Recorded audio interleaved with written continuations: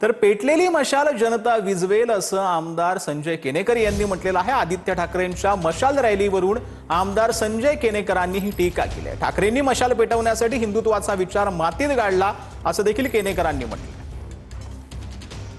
संभाजीनगरमध्येही आमची त्याचप्रमाणे बोलणी चालू आहे की शेवटी महायुतीमध्ये शिवसेना हा एक घटक पक्ष आहे, राष्ट्रवादी आहे, इतर आरपी आहे, या सर्व घटक पक्षांच्या निकषानुसारच भारतीय जनता पार्टी जागेचं हे ताळमेळ लावते आणि त्यामुळे महायुतीला वेळ होतोय।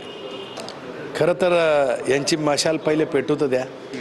निश्चितपणे ज्या मशाली हे पेटवायला चाललंय त्या मशालीला पेटवायला हिंदुत्वाचे विचार यांनी मातीत गाडले आणि त्यामुळे ज्यावेळेस या मशाली पेटतील त्याच मशालीने खऱ्या अर्थाने यांच्या मशाली नागरिक भिजवल्याशिवाय राहणार नाही।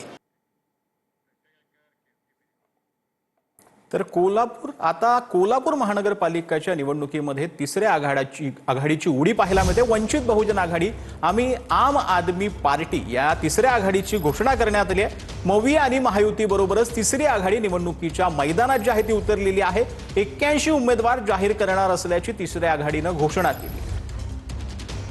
घराणेशाहीचं राजकारण असेल, दबाव तंत्र वापरलं चाललेलं आहे, गृहीत धरलेलं चाललेलं आहे। आम्ही फुले शाहू आंबेडकर यांचा वारसा, यांचे विचार पुढे नेण्यासाठी म्हणून आम्ही एकत्रित येत ही नवीन आघाडी स्थापन करत आहोत। आणि म्हणून आम्ही निर्णय घेतला, या महाविकास आघाडीतनं, या इंडिया आघाडीतनं आपण बाहेर पडूया आणि स्वतंत्र कार्यकर्ता पॅटर्न राबूया।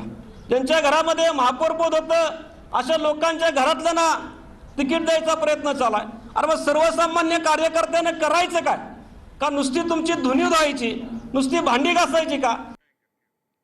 नांदेडमध्ये अजितदादांच्या राष्ट्रवादीच्या कोर कमिटीची बैठक पार पडलेली आहे। नांदेड महापालिका निवडणुकीच्या अनुषंगाने बैठकीत चर्चा झाली आहे। बैठकीला आमदार प्रताप पाटील चिखलीकर, माजी खासदार भास्करराव पाटील खदगावकर यांची उपस्थिती पाहायला मिळाली।